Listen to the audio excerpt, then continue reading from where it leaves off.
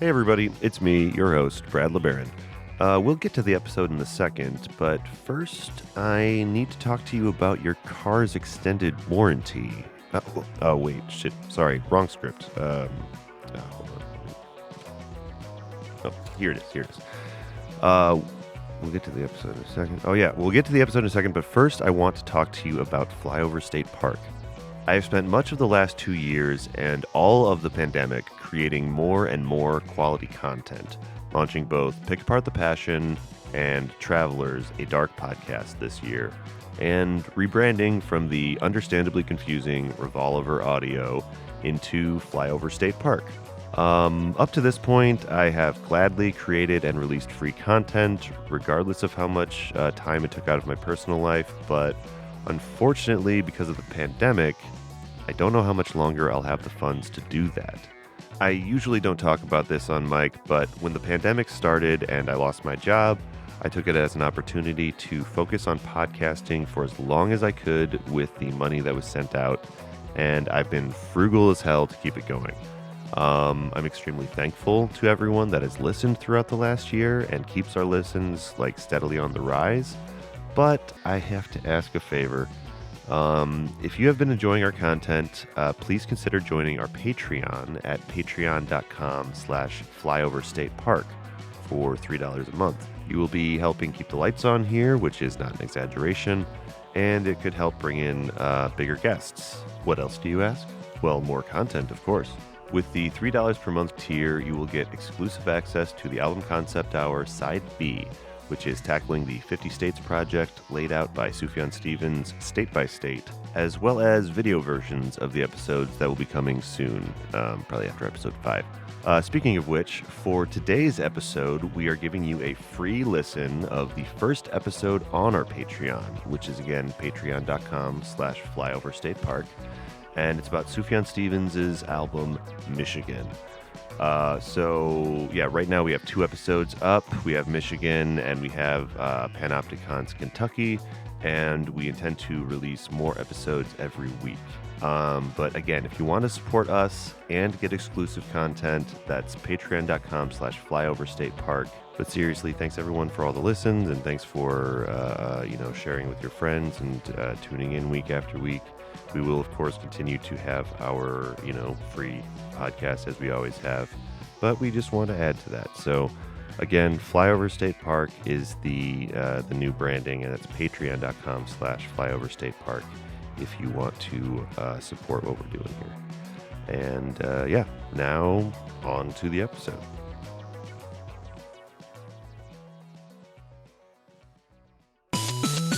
The Album Concept Hour. The Album Concept Hour. The Album Concept Hour. It's the Album Concept Hour. Side B.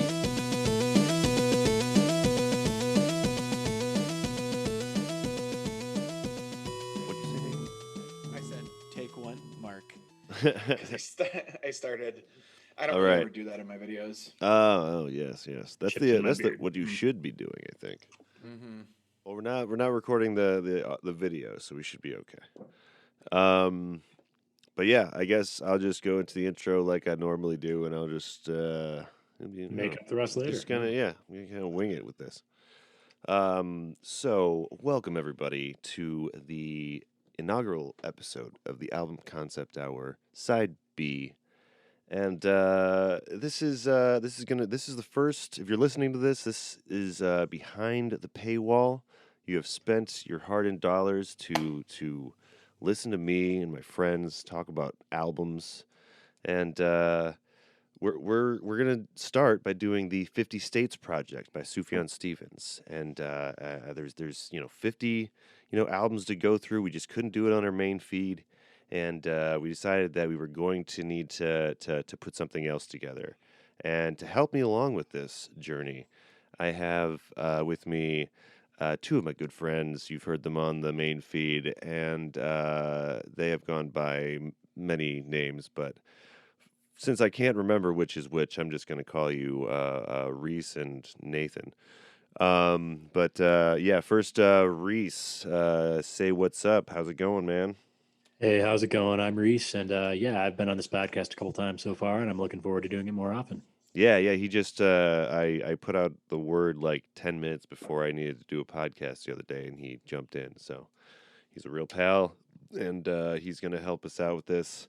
He is one half of the Witching Hour, though, with Nathan. What up, Nate? Yo, what's up? I am also sometimes called shit, I forgot. Grimgar? No, I think I'm black. Well, yeah, I'm You're the Grimgar. heretic. I'm Grimgar. Yeah, you're right. You're right. I'm that high. Um Oh, so like Grimgar is blasphemer also and my other heretic are thing. similar ideas, like it's just, I get it. But Yeah. yeah, Grimgar is your YouTube. My YouTube um as of when you're probably hearing this, I probably will have another new video out. I haven't Ooh, been making videos lately yeah, because of school, because I'm also in school, and yeah, so all of the final projects kind of like took precedence over the videos. But I'm hoping to do a premiere sometime in yeah. Christmas time to do more other gaming on my channel as well, and Okay. possibly expanding to Twitch. We're testing the waters here. Yes, I just had my first Twitch experience the other night, or the other day. I was on. Me and Dustin played some Fortnite on Twitch, and we were doing really good. We won like the first. We got first place for like the first like 3 rounds, but then it started putting us in with people that knew what they were doing, and we realized very quickly we weren't actually like the top shit. But yeah, it was fun. It was, I've never done it before. I've never done something. I don't do things live usually. I like the ability to edit what I am saying and how I look and stuff. But yeah, it was fun. I'm gonna do more of that. I don't have my own Twitch stream either, but I was with Dustin's Twitch stream is a Haptic GG. If you want to check his stuff out, he's doing it like on the weekends. But yeah, I want to do some Twitch with you sometime too, Nate. Like, I don't know what that would be like, but we'll figure it out. Yeah, I don't know. You should check out, and anybody listening to this should check out this game called Deep Rock Galactic. If you Deep like, Rock Galactic. yeah, so you're space dwarves basically, Hmm. and you mine asteroids and planets and fight space bugs. I think Dahlia was playing that while we were doing Fortnite. Actually, that's what she said she was doing. Nice. I missed Dahlia. Yeah, yeah, I Yeah, missed actually Dahlia play with too. Dahlia. Actually, it. We should have her on the podcast sometime. I actually haven't had her on one of the music podcasts before.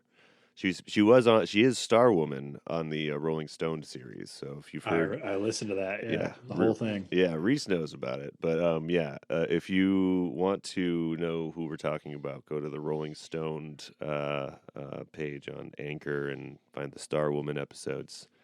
Always fun. And Spotify too. It's on Spotify as well. Yes, it's Spotify, Apple, Stitcher, even actually, if you have Stitcher. But yeah, we've all known each other for a long time. We've talked about this a little bit on I guess side A podcast. And yeah, we've been roommates on and off here and there. Like we have, we've been around the town together many times, and yeah, we're now. Well, Reese is now in Colorado. Nate's still around these neck of the woods in And we're all in quarantine, so Madison. Yeah, so we're all really just in our pods at home, wherever home may be. So, but yeah, that's how we know each other, and I got them together to help me with this the Sufjan Stevens 50 States project. So yeah, he decided to make 50 states. He did make it an album for each state, and we're gonna start with Michigan, and yeah, it's I believe that's where he's from. So it's something that's going to be really, really hitting close to home with Sufjan Stevens. And yeah, what do you guys know about Sufjan Stevens? Do you guys have any history with them? no, No. literally know nothing except that I know that some people I was friends with in high school sometimes listened to him.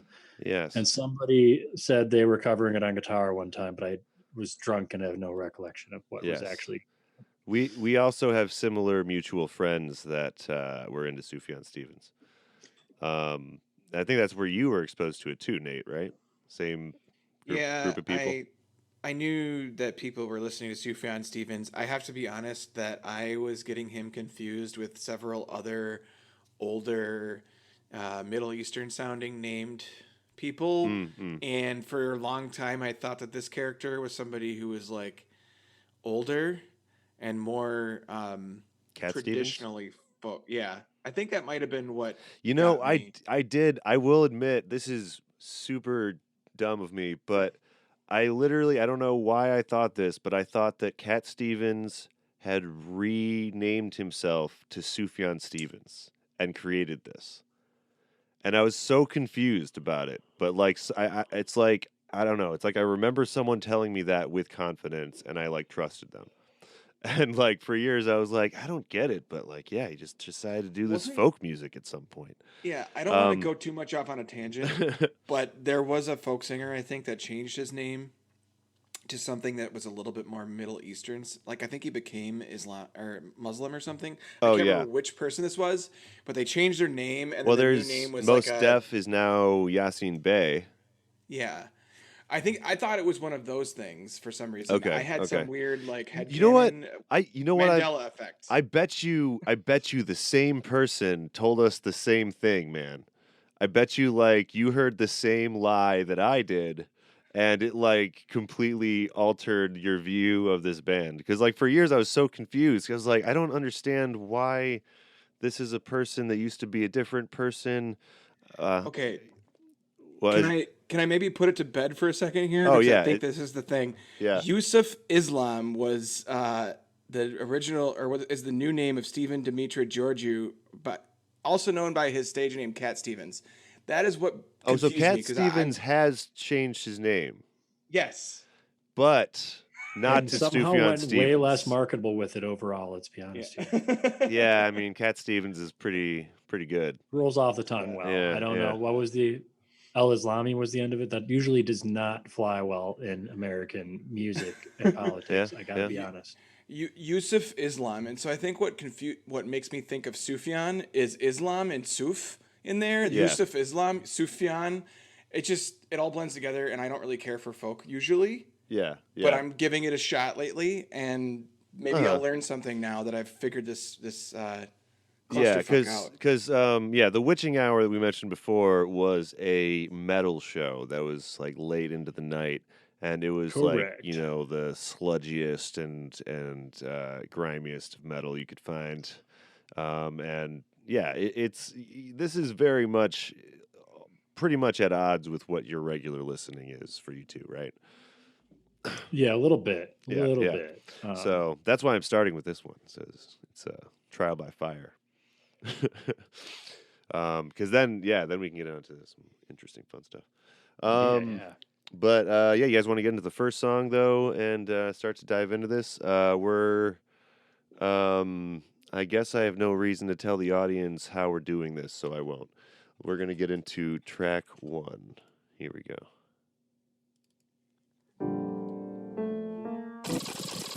I forgot the part.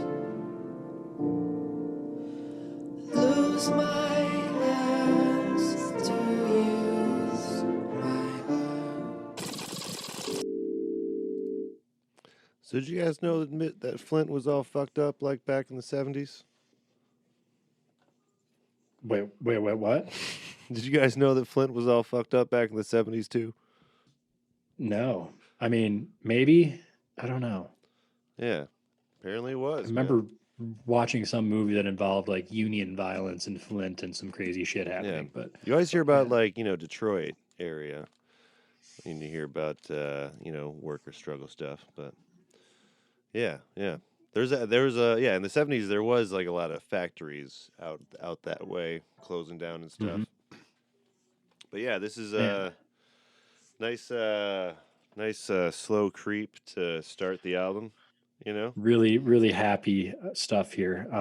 Yeah, Yeah. upbeat. Uh-huh. Yeah.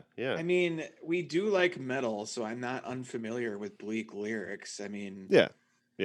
this is just another, another genre doing that. Oh, for sure. And Yeah. Well, and this guy,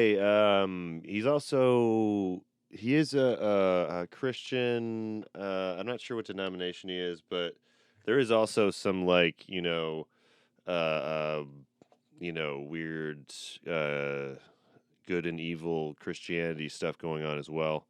Though he's not like he doesn't like thump it over your head or anything, but it definitely influences him, I think. I mean, maybe you spoke to the dire state of Flint. Maybe I could just read this paragraph really quick from Wikipedia. Yeah. Since the late 1960s, Flint has faced several crises. The city experienced an economic downturn after GM significantly downsized its workforce in the area from a 1978 high of 80,000 to under 8,000 by 2010. From 1960 to 2010, the population of the city nearly halved from 196,000 to 102,000. I won't repeat the rest. I won't say the Yeah. rest of it, but yeah, you can see Yeah, yeah, that's pretty bleak. Yeah, Yeah. definitely. yeah, yeah. And it A was lot of bleak feel in that song. Like real. I mean, well, this is also bringing me back to kind of. I mean, this was 2003 release. I want to say. yeah, 2003. Yep, Yeah, summer and like that's 2003. also putting me in mind the friends that like listen to this, because I was never really introduced to it. I just knew people knew this, and like they Yeah. were the like later Death Cab and like Plain White Tees kind of stuff. Like Oh that yeah, also pretty singer yeah, songwritery, yeah, like indie, but also like some mopier singer songwriter stuff. But yeah. it's Some really stuff well that's done. some stuff that's like pop sensible, but it's got some complicated messages. They're talking about like faith and spirituality and like so a little bit of existential crises going on here and there. A lot of existential crisis going on, I think, in this Yeah, music. much. Yeah, yeah. Um, but yeah, this is and what I got from this song was kind of I think like uh kind of trying to find uh like creativity in the wake of losing your job and being like on the street. Like use my hands to use my heart, he's pretending to try. So it's a lot of like kind of like yeah, sad hopefulness that your situation will kind of change. But yeah. Yeah, so those that don't know, like the 70s in Michigan, like that was one of the more recent like big workers struggles that occurred due to factory layoffs and bad working conditions and all that stuff. um It's also interesting. Well, Nathan and I are both from Janesville. You're from Beloit, yeah, yeah. basically Janesville by association. But Uh-huh. the next town that GM decided to bail on after Flint, Michigan. Yep. Yeah, it doesn't have the name recognition as much, but Right. And I think Janesville also did a better job of weathering their transition away from having GM be the main. mhm, Part of that was the immense number of fast food restaurants and service industry stuff, but also yeah, there's a lot of other manufacturing in Janesville, and so they were kind of able to dodge it a little bit. But yeah, you can definitely tell that like a lot of people I knew that worked at GM ended up moving to other states, so there was That's like what I a was just bit gonna of say, flight. too. Yeah.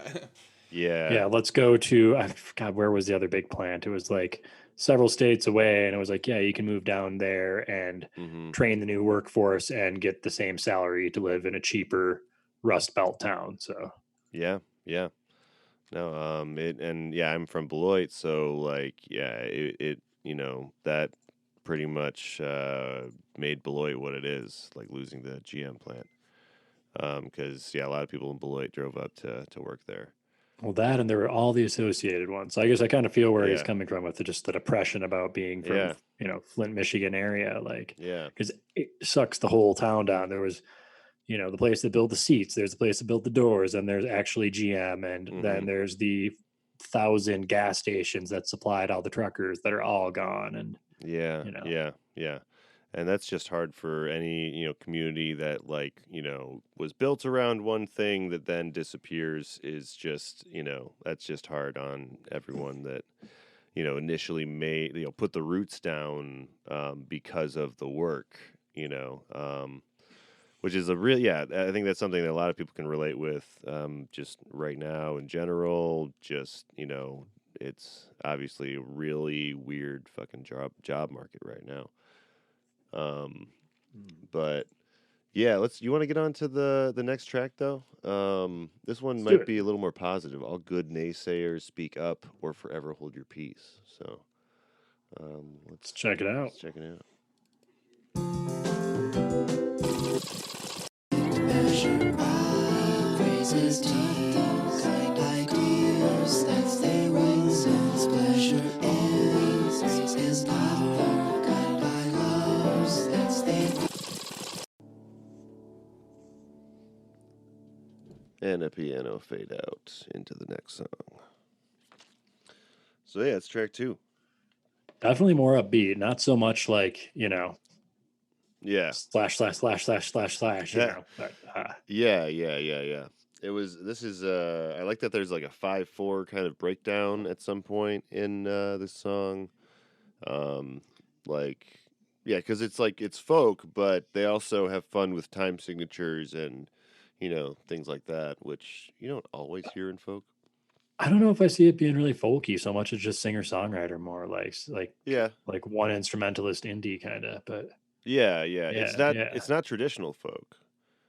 Like it's definitely not what is it? Is Woody Guthrie folk?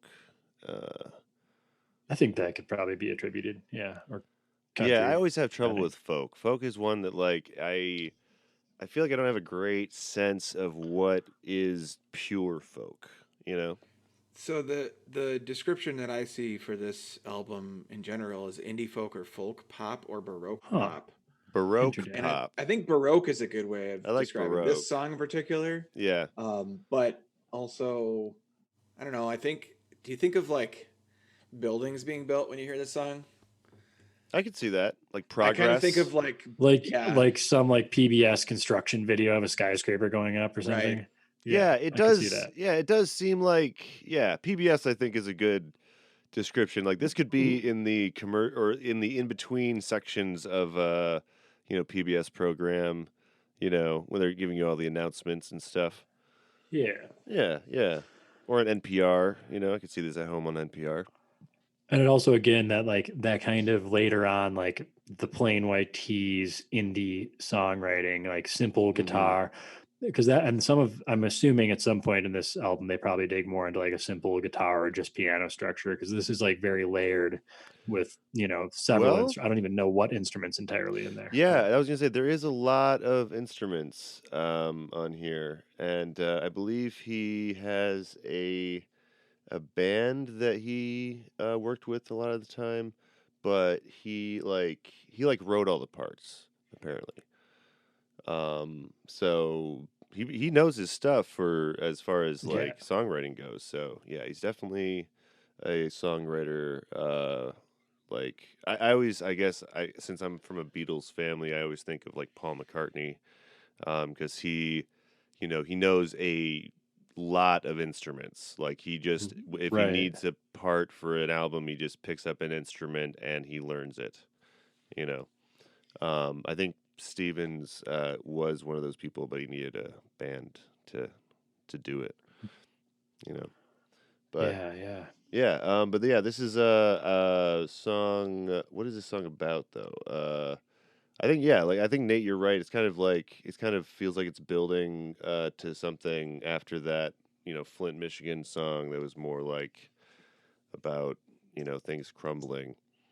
Um, Yeah. yeah, Yeah, I tried reading the lyrics to this song in a grammatical sense, and it doesn't really. And I'm also gonna say that I'm using Genius because sometimes I feel like that helps a little bit with yeah. describing songs that I'm not super familiar with yet. Hmm. But yeah, they basically said what I would like. What was in my head was like, this is like the building song that is not really about sending a specific message. More so, it's like this is the attitude that maybe people in Flint have about their future, a vague sense that if we just have the will, Yeah.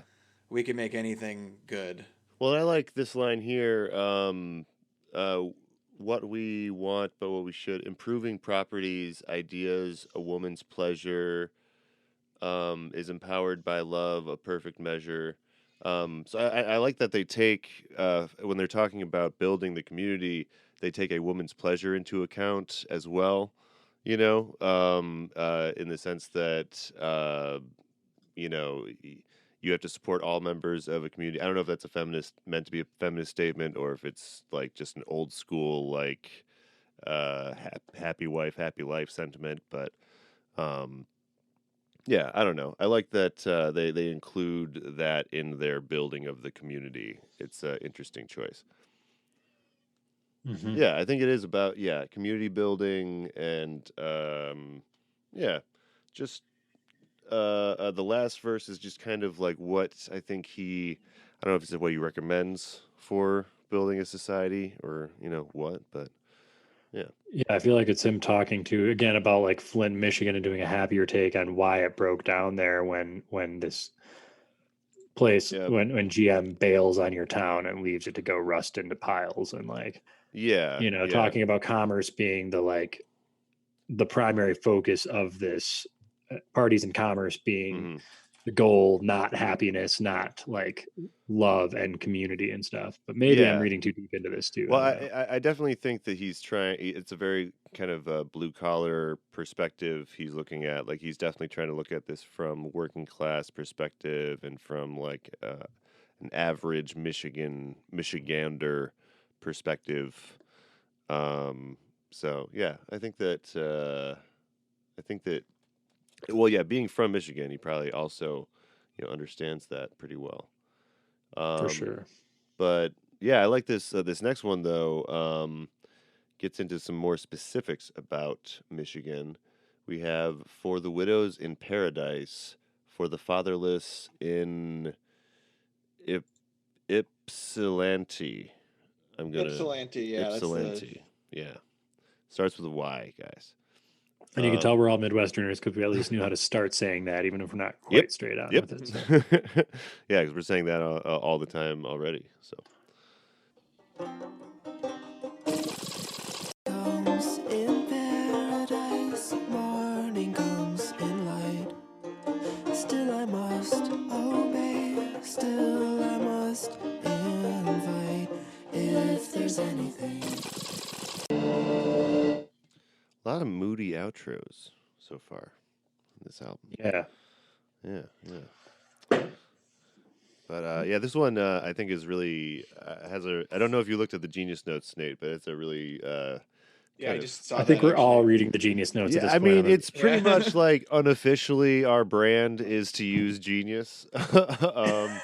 It's okay though. I mean, I did use. You know what? Yeah, I I wouldn't be tried to ashamed of that. use A to Z lyrics earlier today for a different episode, and like, you know that they censor swear words and words like death. Like I swear, I don't know if maybe it was just people that posted it, but like all the songs I saw, like even if the word glass was there, the SS was just stars for glass, and I was like, why? Why is there censorship going on at any level here? This is lyrics. And then death, it had D star star TH. So That's I don't know. just going way too far I don't in every know. sense of it. I don't Fuck know what weird like fundamentalist like started, took over A to Z lyrics and started to impose this rule, but it's strange, and I only that. A to went Z there because I lyrics, had and there's to. nothing but God in between A and Z. That's Alpha and Omega lyrics to you. But yeah, this is I forgot what I was gonna say. This song is about heaven and hell, though. That we're just getting to, because they talk about paradise, which is a place in Michigan, and a lot of people are familiar with the fact that there is also a hell, Michigan, because it's a fun thing to play around with. Right. Audience, I have straight up never heard this album in my life. Mhm. if you haven't listened to the other episodes I've contributed on, I am like metal punk everything. That's like my shtick. You're like And my I've gotten a little into source. folk, and this actually strikes me. I see why they label this as like a folk indie album, because this sounds like traditional like Irish folk songs to me quite a bit. And I wish, actually, a friend of mine, his parents play a lot of Irish folk, and he'd probably be able to tell you exactly what style of song that is supposed to be that he's pulling this from, but I have no idea. I just know that it sounds traditional to me. Well, and it also it really reminds me of, and I know I might be influenced by the fact that I'm looking at the Genius Notes, but it does sound like it would fit in like any indie film, you know, of the time, because that's when I think it's like when indie films were taking their transition into just literally being independent and being like a genre of films, you know, because you have like blockbuster Sure. indie films back then. But yeah, it sounds like, you know, those kind of, you know, dramatic and intense emotional movies. And for this one, yeah, it was in a movie, Ideal Home, in 2018, about a gay couple. It was an episode of the OC. So I mean, this one has been used for a few things, and yeah, it definitely feels like that. Yeah, it's very folk. It's very much pretty straightforward folk. It's got the banjo, you know, twanging on. I think that's banjo. I don't know. Is that I don't know. It's a banjo or mandolin, right? It's got to be one of those. Nate, any input? I think it's banjo, maybe. Yeah, who knows? I was just laughing though because I was thinking, I couldn't help but think about. You said something about indie films, and I went off on a tangent in my head, and then this bringing me back to the conversation made me forget that. But I'll try to hold that thought. I swear to God, I had something fucking hilarious. But no, that song that definitely sounded like a banjo to me, like more of like a softly played banjo. Yeah. Yeah. So yeah, what was? I'll come back to it in a second. But yeah. I don't know. I do not know enough about any instruments because I don't play any. But that could also be a plucked fiddle as well, I would say. Yeah. I'm I think thinking banjo's probably right. banjo. I think it's probably banjo. Yeah. But yeah, this is what was it? But he went to Michigan one time as a boy, and that's kind of what he's writing about here, because he went there and noticed that there was a lot of single mothers and grandmothers, and there wasn't a lot of men in this paradise place. And like he kind of had this weird idea in his head, but it was like, well, I mean, this is not a weird idea, but you know, it seemed like people were all working together, and it was like women taking over town. So in his like head, that's kind of this story he constructed for Paradise. Do you think Paradise, Michigan, or Hell, Michigan is actually a nicer place? I've never visited either one that I remember, but I mean, that's a good which question. do you think is actually nicer? You know, it could be one of those Greenland, Iceland things where they tell you the opposite so that they can divert tourism. Like Paradise is a total goddamn hellhole, and like Hell is like, oh, it's a very nice little town, actually, very quaint, you know. Yeah, right. Yeah. Clean streets and, you know. Yeah. Healthy air. Yeah. You know, people are fair up there, you know. Yeah, I have no idea, you know. I think I saw like a YouTube video a long time ago about Hell, Michigan, but I think it was just a smaller kind of town. Yeah. I wonder how many people like go and get married in Hell, Michigan. You think that's a big marriage spot for like your kind of subversive types that like don't want to do the traditional thing? I wonder how many metal bands have gone to Hell and taken pictures in front of the Welcome to Hell sign, you know? Yeah, right. I wonder if that's a constant problem for them, is just metalheads and just the like. I was actually very upset recently because in Colorado here, there was a bunch of wildfires, and the town of No Name was practically decimated, apparently. And oh no, I'm a little sad because I'd almost stopped the last time I drove by, and I really just want to have a drink at a bar in the middle of some no name town really bad. And like, I don't know. Yeah. So Americana. I don't know. Yeah. You guys got to hear this. Okay. So I'm on a Wikipedia kick for this one. Yeah. But apparently, so there's a huge long story about disputed etymology for hell. Yeah. But in 1963, the Hell Chamber of Commerce sponsored a 2-day fun festival, which began with Satan's arrival by helicopter at Satan's Hills, a local housing development. That's great. Okay, well, they have a sense. Random Wikipedia edit or actually truthful? Which do you think? Yeah. I want to believe. I think that's If where there's I'm a at with there's that. there's a PDF. It might have been faked, but there's a PDF. Oh no, this is real. This is from. So they have a sense of humor about it. Yeah, this is from the Pinckney Dispatch. There's like they have it up on Wikipedia, but yeah, That's hilarious. I think that hell is probably. I think that probably Paradise and Hell, Michigan, are equally shitty, but. Well, yeah, Michigan's had some real hard times if you've opened up a history book. And being from the upper Midwest, I can also say your average little town in the upper Midwest. I mean, as much as they can be very quaint and beautiful to live in, they're mostly kind of shitty as well. And that goes all the way into Canada, all the way down through the Rust Belt. Like most of the time, at least if you live there, you're going to think it's a little shitty. So. Yeah, that's kind of... no offense to anybody from Paradise, Hell, or any of these places. I mean, we're fucking Janesville. Yeah. I feel like most of the time you want to get out of where you were from. I feel like that's a natural inclination. But yeah, what were you gonna say, Nate?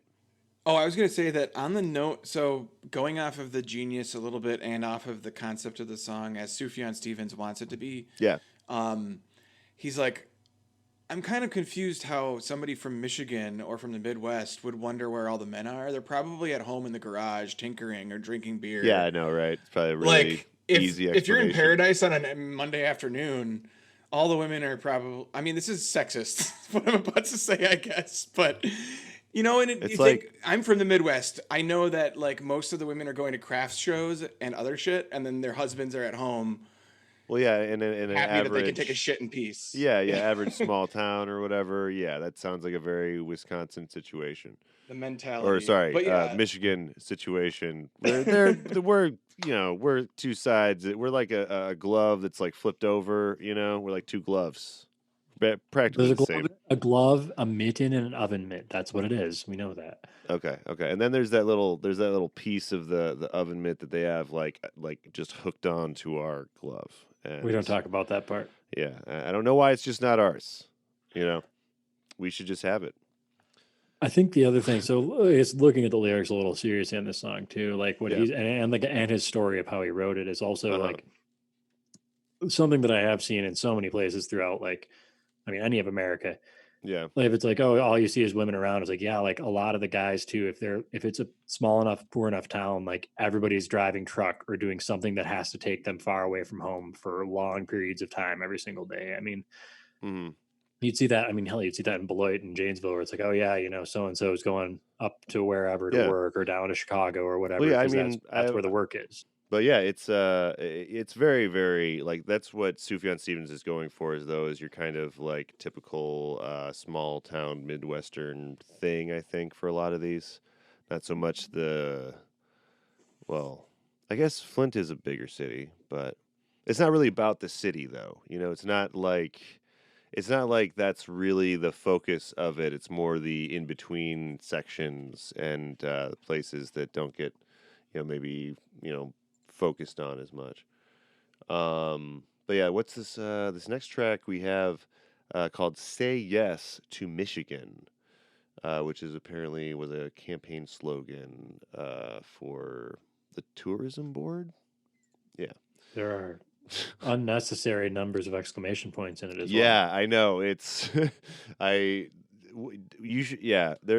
has got really long titles as well, but yeah, this is it's got they're in the state. They're in the exclamation points. They're in the state too. Yes. Both eyes in Michigan plus an exclamation point at the end. I mean, say yes to MCH GAN, right? If you're like actually like reading it with the exclamation point. Say yes. Say yes. Yeah. Say yes to MCH GAN. Yes. Anyway, this is that song. Over the sea, if the cars drove themselves way to me, Listen to the trains moving in. Rivers run interstate. And just to continue with the outros, the droning outros. That whole song is just kind of some nice warm fuzz, I think. Like, Yeah, it's like sitting like curling up next to a fire or something, you know? also some nice trumpet. I had this aversion to trumpet after a high school band for like many years, and I think I'm Oh, starting yeah? to get over it a little. Yeah, yeah. Um, No, it is always like surprising when a trumpet comes into a just a rock song. You know, I feel like I'm never really expecting it when it oh, happens. I'm gonna make you listen to so much Johnny Hobo and the Freight Trains now that you said that. Johnny So, Hobo and the Freight Trains. Well, I oh gotta yeah, listen to that. you would probably get a kick out of it. It's some fun Yeah, music, yeah, although a little cut your wrist emo as well. But that's yeah, all yeah. in good fun. Well, that's that's emo music. You know. Yeah, this one is, I think, one of the most personal ones, though, so far. I feel like this is, like, when he's talking about, like, where he was raised and how he wants to go back home and wonders about going back home. Um, so, yeah, I think this is maybe the first time you maybe feel that it's a place that he is, personally connected to rather than just a theme. Yeah, definitely. That's digging in not just stories, but his own like Mm-hmm. yeah, his own upbringing. Just really, really like this is where I'm from, and I can't help having warm memories of it, no matter what it looks like now. Even Yeah, yeah. um, It's almost like a Christmas uh, feeling song, almost. You know what I mean? yeah, yeah. Yeah, yeah, It's- like and I think that to me that's that warm fuzz of like that. Like yeah, I'm trying to think what era that is where you regularly hear that in music, like 50s. I don't yeah, know, like yeah, 50s easy, like we'd call easy listening nowadays, but whatever the hell yeah, they called it yeah. back then. Uh huh. Yeah. But now Do easy I listening don't is not elevator do up. music. Yeah. Yeah, some people will call it elevator music. But this Um, is when I wasn't calling this elevator music yeah, necessarily because like I yeah, did while I was reading the lyrics, I was like kind of thinking about how I could easily feel these feelings about Wisconsin, even though yeah, I've never left here. yeah. I can't wait Um, till we get to his Wisconsin album. Like, yeah, it's probably I gonna know. Yeah, it's be. gonna be fantastic. Yeah, yeah. I mean, like, probably the reversal of this almost, since we're like the opposite glove. But 50 yeah. whole albums, man. I mean, I just want them to hear, I just want to hear him sing about like Madison and like, maybe Beloit. He can have a Beloit and Janesville kind of song. Who knows? all the Shaws and the Keys and all the different places, Mm. Milwaukee, Wanakee. Yeah, Like, yeah, I want to hear all of them. yeah, yeah, yeah. I'm Some really, Manitowoc, maybe. Talk about making a murderer. oh yeah, yeah. Get into some of the really dark, weird serial killers we have. Oh, yeah. Because Wisconsin, if you are not from Wisconsin or know about it, we have the weirdest serial killers. Just look it up. I think there's a book called Weird Wisconsin, actually. Uh-huh. That's kind of about that. But yeah, so that one might be a horror album. Could be. Yeah. But oh yeah, I wanted to point out though, like I really love the female vocalist for the band. I think Ellen Smith is the name of her on here. Yeah, they do a really really good job of blending male and female vocals in a really nice way. That's like there's like a couple groups that were doing that really well back then. I just can't think of their names right now. But yeah, yeah. Just overall, the vocals in this album are just fantastic. But Yeah. Well done album overall. I mean, yeah, and again, it's not something that I mean, it feels like a dick to say it's not something I would listen to, but it's not something I would listen to, but it's a good album. It's well yeah. written Well, so it's far. not something I would listen to regularly either. But this is something like I definitely used to throw on semi regularly. But it was a real throwback for me. It definitely brought back like a lot of old thoughts and stuff. Like when you listen to music you haven't heard in a while.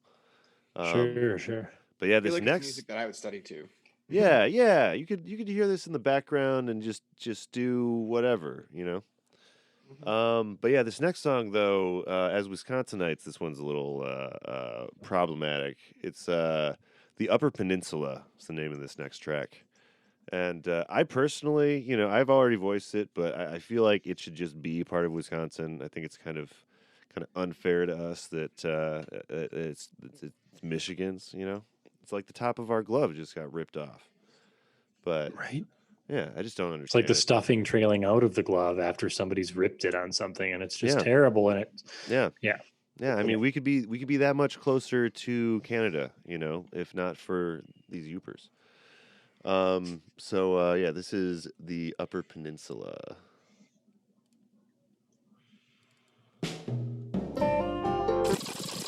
All night to find my child in strange ideas. His spirit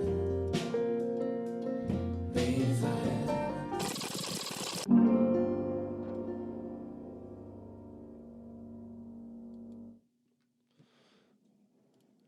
Well, I didn't think it was going to end with a droning note, and then they got one right at the very end. just that like Just pull all the strings on the guitar and let uh-huh, them uh-huh. vibrate out. Yeah, Yeah. yeah. Now I'm going to be looking for it. Like it's like always like there's like a piano note right at the end. I feel like that's a fairly traditional song close. And again, I say this not Definitely. knowing dick about music, but Well, no, I mean it is. I'm just I enjoy it. It's like yeah. but yeah, every single one, it's been that ending. There's not like Yeah, now I'm looking for it. yeah. But this song is actually really I love the whole like theme and idea behind this particular song on the album. It is a very serious thing that is not really talked about a whole lot in music, and that's kind of he's kind of painting the picture of a kind of rural conservative family. Mhm. Whereas, I mean, I think just by its very nature, music tends to be more liberal since that the whole point of it is self-expression. But like, yeah, like really exploring this conservative that is, says he lives in a trailer home and he's scared of this, the strange ideas that are happening in these strange times, as the world is changing around them. Which is, obviously a big thing on everyone's minds these days. Mhm. So, yeah, what did you guys think about this song?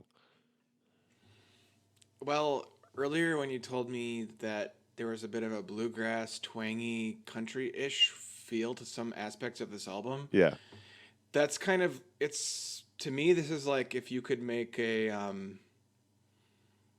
like the Upper Peninsula is not where I expect to find sad country-ish music like this, but I think it's like almost like here it is. Here's the the sad yeah, country for the Yoopers that yeah. represents them and their ideas. Well, because we Um, forget about those, people that are off in distant places, not close to the cities sometimes, you know, being like, we are mostly city folks, for the most part. Um, but yeah, it's a completely different experience than living out in the country. It's a pretty compellingly written song too, just the way he's kind of telling the story about this guy who's and not like reviling this person at all, but whatever he thinks, this guy's driving all night looking for his child Uh who's huh. gone one way or another. Runs into his wife at Kmart and doesn't really recognize her, just sees her from a distance seemingly, Yeah. and is driving and driving on his in his car in a snowmobile looking for his kid who's missing. And Yeah. like I'm reading notes about this, just like what take is that, like what happened to his kid? Did they run away? Did they start doing drugs? Did they which Yeah. also is a Yeah. huge problem anywhere in the upper Midwest, like Uh anywhere from huh. Wisconsin to Michigan to Minnesota, like small town is Well, you yeah, and know this is hard drug. probably before it was more widely known that there was an opioid epidemic as That's well. true too, yeah. So that's something that also hit a lot of rural places really, really hard. So I think this is probably it's documenting part of that, transition in those areas, which is And very I know some people reading online are saying that it's also possibly very likely like his son is LGBTQ and gone and he doesn't agree, but he's still also out looking, like trying to Yeah. find them because they need to come home. Yeah, and it's like, and I love that he just kind of frames it as strange ideas and stranger times, because that's, I think, probably that's probably what's certain sectors of the population feel about I guess quick cultural change that's been happening. I mean, like the last 10 years or so, we've definitely had as far as millennials and stuff go, we've definitely pushed to be more progressive on a lot of things with culture. But Fuck, I didn't know we were called millennials till like a year ago. I mean, I what know, the right? fuck? I know. And then there's Zillennials and stuff now. But I don't know. I mean, also this Also Gen Xers are technically boomers. According to as far as the exchanges on the internet, when people are calling someone someone boomers, they're usually calling Gen Xers boomers. yeah. Because someone broke down the actual age ranges and stuff. I'm like, oh shit, that's. But I mean, Because most boomers are pretty fucking old at this point. Whereas actual boomers Gen X are the ones who are actually our parents. Yeah, they're the ones that are filling the role of, authority figure or whatever.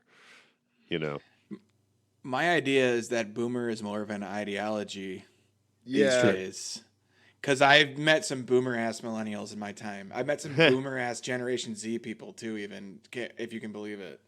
Yeah. Also, speaking about generational shit, they're talking about fucking Kmart in this, and I think Kmart's dead as a chain or damn close to it. I don't think it's completely dead. I think that it's one of those things where like Blockbuster. But this next song is taking us to I believe is an instrumental. Taquamenon Falls. I think I said that right. At me if I Probably. said it wrong. All right, here we go.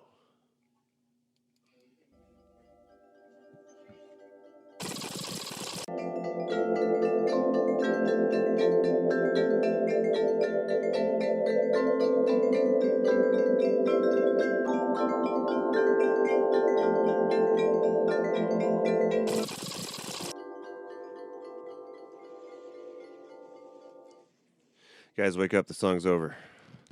You guys still there? That one did not have the outro that you were looking for. No, well, it was kind of all that in a way. It was kind of all the outro. But it's a fun kind of meditative a tune. A lot of bells. Yeah. Chimes. Maybe chimes. I don't know. One or the other. I do have I have a note here to read the genius note. So I'm going to see what I have. The Taquamenon Falls are a set of waterfalls in Michigan between near Paradise, and Newberry. There is an upper and lower part, and it is the third most voluminous vertical waterfall east of the Mississippi River. So specific. Sorry. I don't even know why I wrote to read that, honestly. Yeah. Taquamenon, that probably is supposed to rhyme with like a Schwabenon, which is like one of the other Wisconsin cities, Oh, you're right. You're right. You're right. It's probably as a sister city. Yeah. Oh man. And this one, they have several songs throughout the album that are the instrumentals are water oriented titles. So yeah, I think what do we have? We have actually I don't know which one's the other one because Alanson, the Crooked River. So there's a few more times where I think that it gets back into this type of thing. Now I'm having to look at the full list of This song songs on here, and there are 20 damn songs in this album. Holy crap! I only have 14, 15 on the release that I clipped. Oh, out. okay. Yeah. I mean, not that I'm complaining, just like, holy crap. I was like, No. 20 If songs? it was 20 songs, I would have let you know if it was 20 songs. I mean, Yeah, I don't really yeah. have anything to do other than eat food tonight. So, Yeah. Well, 20 songs, that's just, it's just, maybe drink some just an beer. endeavor. You know what I mean? Those bells or those chimes, though, they reminded me of like when I was a kid in Palmer Park in Janesville. There was these little bells that you could play. A lot of the parks in Janesville had like musical instruments in the park of some kind, Yeah. and this just reminded me of messing around with those. You know, my dad, my dad's church actually has a bell choir. So I don't know if it's Really? called bell choir, but yeah, it's like 10 of them, and they each have like two bells, and they're all different things. So it's kind of like they're all working in unison to make a song go. It always sounds pretty cool. And then not a whole lot of churches do that. So yeah, it is. Maybe it is kind of a Midwestern kind of thing. The bells. Speaking of Midwestern and bells, this next one is called Holland, Michigan. So we're back to another location. And another one, like everything, oh, not everything, like a decent chunk of the Midwest that's all named after different locations in Europe that all the immigrants came from. Holland, we got New Glarus, we got, it goes on and on. I mean, there's so many. There's a Paris in both Michigan and Wisconsin, I believe. There's Green Bay. No, that's not one of them. This one is Holland.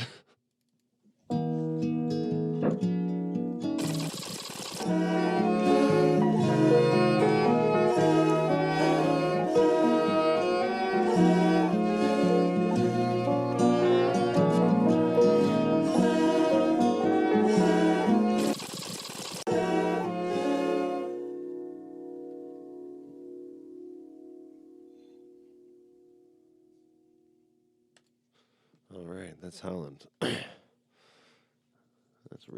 That's another real chill one. Kind of like a nice fire curling up too. Yeah. Yeah, very moody, relaxing. Yeah. Kind of reminds me of Enya a little bit. Some of the vocal I can see stuff. that. Yeah. Some of the layering. I was thinking of like Brian Eno stuff on both of these last songs too. Yeah. I've never actually heard Brian Eno on his own. I've heard that Brian Eno. Yeah, he's the. I know guy. he produces all sorts of shit, but I've never heard his solo stuff. Good study music, actually, if you're ever in the mood for it. Brian, the ambient works like one. I don't know how many he did. He did several, but yeah. This is just a lot of feeling from the music itself, even more so than the lyrics in both of these last two. Well, the last one was instrumental, so obviously I'm an idiot, but there's feeling in that too. Your voice is coming through your strings and all that. Yeah. This could easily be about a Wisconsin town next to Lake Michigan too. Yeah, I know, right? Sleeping on Lake Michigan, because the summer heat in this area is awful too. In the summer heat, I lose my mind. It's another thing about it. It's like another disrespect to Wisconsin. They get a whole lake that's like named after their state. What do we get? We cover just as much like space on the other side of Lake Michigan. Why isn't it Lake Wisconsin? And we don't get the UP. I don't know. I'm just saying. I hope he covers this in his album. I mean, we are all. It's like Bizarro, Wisconsin, right? Like, yeah. But yeah, I like the picture they have on Genius, though. There's a really, really red. I think that's a lighthouse on the harbor of Lake Michigan that looks like a European town. Yeah.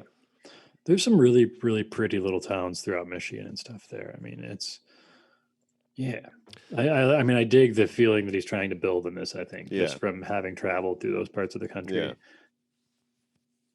Well, and also just the sleepiness of it, the sleepiness he's kind of building in this song and the instrumental one before it, like literally deliberate sleepiness, like the idea of the sleepy town, sleeping on Lake Michigan. Yeah. You've got factories and marching bands. Like you can just about see the band like playing, Yeah. on the football field in summer and Uh-huh. lose their clothes in summertime. I don't think they're really talking about skinny dipping. I'm like more like it's Michigan. It's cold as shit in the winter, and you can finally Yeah. stop wearing 50 layers when it's Well, summertime. I also think that this is like a song about like a fling, as well. So Yeah. I think he's probably getting sexy too in the summertime, like your summertime clothes or your birthday suit. You know, I don't know. I don't know if that's what Yeah. summertime clothes is supposed to mean, but sometimes when I hear No, it, I I'm think like, you're. is I that think what you're you're totally talking right. about? But yeah, there's not a whole lot of lyrics though. This is like a normal size song, but it's just two stanzas of lyrics. But it's like it's so drawn out though. You Yeah. know. Just rolls on. Yeah. Now this next song, ooh, okay. Do you want? I'm gonna give you guys an option. Do you guys want to take a break before this next song? Because it's 8 minutes and 21 seconds. And I was gonna have a break either before this one or after it one. This one. What do you guys think? Nate? I don't. I can. You want to do this one and then do a break? Let's All do right. that. Yeah, Cool. let's do Yeah. it. Then this is "Oh Detroit, lift up your weary head," and then in parentheses, rebuild, restore, and it cut off the rest of it. But Reconsider. reconsider. Yes. Yes.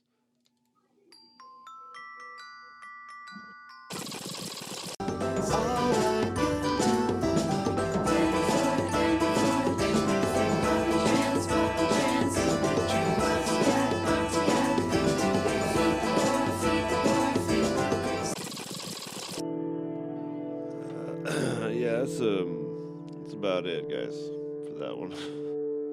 I'm just gonna. Yeah, yeah. yeah. We get You it. get the idea. Yeah. I know that was like a longer droning period. Just to emphasize the point. Yeah, Yeah. Yeah, no, I feel like it's. I mean, I think it's trying to convey maybe the like, I don't know, desolate, like, I don't know, barren snow landscape, maybe. Yeah. the last like Winter. 30 years of Detroit. Yeah, Just Detroit dying after everybody's like, this is the greatest idea. How could it ever fail if we cram all these industries into one Yeah, massive, yeah. sprawling city? Mm-hmm. And Well, and it really is. It just throws out so many things about just Detroit and its history. Just almost like it's a yeah. list. So something that I keep hitting on, I just kind of finally congealed in my head while I was listening to this one. Something that this whole album is making me think of is actually, if you guys are Neil Gaiman fans at all, American Gods. Like so Okay. much when he was writing the Americana of American Gods, and just like Yeah. everything from these burned out little industrial towns and like big cities even. And I don't know, just Yeah. something that Neil Gaiman caught when he was writing American Gods, that Americana Uh-huh. feel and the feel good like Chamber of Commerce thing coming into it as well, and then how it can all go terribly wrong like it did in Detroit. And Mm-hmm. Okay. Yeah, I've never actually read through it. I think I only read Sandman as far as Neil Gaiman goes. I never read his books. But I know they're really good. There's a show, right, for American Gods? there is, and I actually still have not finished it because Okay. I canceled my Stars subscription, but it Yeah. was really good for the first season, I can tell you that. So Yeah, there's too many streaming subscriptions. man, there's way these too many days, goddamn man. streaming services. It's Oh I mean, yeah. Yeah. It seems like a good idea, like in this song, like with wink, Detroit, wink, nudge, nudge. Plug your but streams. right, there will be plugs. But yeah, this one kind of reminded me of like one thing I thought about with this listen through is like this could be a Newsies song. You know the musical, the Newsies. I've never seen that. I'm Are you sorry. aware of that? What it is? I'm It's aware-ish. Ish. basically okay. Well, first of all, Christian Bale as a child singing is something that's in there. But yeah, it's a group of like basically your kids that would be handing out newspapers like extra read all about it. That Oh was yeah. like a big trope in movies, and it's based in the big time of newspapers. But yeah, it's really cheeky, cheesy musical thing, and this would really, the way that they're talking, like headlines and Oh yeah. This also makes me think of like the ribbon cutting ceremony in some prototypical city or town in like the 50s. Like, oh, the new factory's opening. It's a great idea, like Everyone get fat behind mayor cutting this. a ribbon and Uh-huh. all the slogans behind him on a big banner. Like, Yeah, yeah. Like almost like a scene in like the Batman the animated series, it was yes, always like the height of the industrial age, you know, right for before sure. it all collapsed and or went elsewhere, you know. Um yeah, it's kind of that it kind of was that Ayn Randian like paradise in a way, where it's like, the industrialists were reigning supreme, you know. Yeah, Um, you wanna get a good look at Michigan from the most hyper satirical perspective possible. yeah. Watch of all movies, RoboCop. Oh, The right. original RoboCop is just a perfect satire of capitalism gone wrong. It starts off with these crazy commercials for Yeah. cars, and the idea is that Detroit has basically gone bankrupt and left their city to the corporations that ran it. Yeah. And they were like, "Oh, we need new cops." So this corporation develops a robot, and then Uh-huh. a state-sponsored use, like the same company helps build RoboCop, and then he fights the other. It's yeah, Yeah, watch RoboCop. yeah, that's true. That is a very Detroit centric movie. I mean, besides just the setting, like it's about that struggle. I never thought about it that way, but RoboCop is kind of a deep Historically movie. accurate. Yeah, yeah, that's I need to rewatch RoboCop. Have you ever Also, seen Red is that RoboCop? Yeah, Red Foreman, whatever his actual actor's Yes. name Oh is in my there. Yeah, god. he's the He's bad so guy. good in that one. He is really good. Yeah, yeah. You guys ever see RoboCop 3? I don't know if I ever saw Yeah, more than I just saw this. RoboCop. I saw the second one, and I saw the third one. Dude, The third one is where he can fly, right? I don't remember, but the third one, he is asleep like 70% of the movie. Like his character is knocked out, and it's about these like just regular people and their kids who live underground. It's like it's kind of like Mad Max Thunderdome, like there's all of a sudden like these this other entity of characters that's like the focus for some reason, and it's like a family friendly RoboCop almost. It's like a Christmas special. It's very strange. I remember seeing it when I was a kid, and I just liked all the RoboCop movies because I was a kid, and you like RoboCop. But man, isn't it crazy how I just related RoboCop to Sufjan Hey Stevens? man, I mean we couldn't have done an album about Michigan without getting into some RoboCop. You know what I Yeah, mean? yeah, Like, right. oh man, By the way, fuck the RoboCops, fuck the cops. yes, ACAB is still ongoing, people. That has not stopped. Yeah, but I'm glad that RoboCop was like the message was like that was a bad thing. you know, Right. I But haven't no, seen the second one.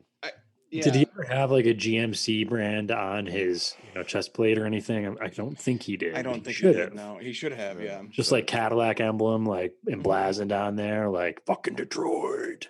Oh, and then there was the Mm. actual robots. Those cool Cyberdyne looking robots they had. Anyway, this has become a RoboCop podcast, by the way. Well, it's been we I think we've mentioned giant robots of some kind in every single episode I've been on so far. So we're really Yeah, just nice, running with the theme here. nice. Yeah, yeah. Yeah, I think if we were going to build giant robots, I mean, you'd think that it would happen in Detroit, that's So true. yeah, Mhm. yeah. So I think that's accurate. But yeah, do you guys want to get into the break and then get into the next track? Yeah. That Yeah, sound let's good? do it. I Yeah, gotta yeah, check yeah. to make sure my cat hasn't made a mess Oh of no. himself. Yeah. Well, yeah, because they are wobbly and they have problems in the bathroom. But Okay. Well, yeah, we'll be right back with the album concept hour side B. Side B. Welcome back to the album concept hour side B with your host Brad LeBaron and my co-hosts Reese and Nate. We are getting back to Sufjan Stevens' Michigan, which is one of the 50 States albums that he did that we're going to be covering. And yeah, we just finished up with a long, song about Detroit. It told us a little bit about Detroit's history and all that. And yeah, now we're going to get into, Romulus. Yeah. So here's Romulus. He lives for a day. Her Chevrolet broke down. We prayed it'd never be fixed up.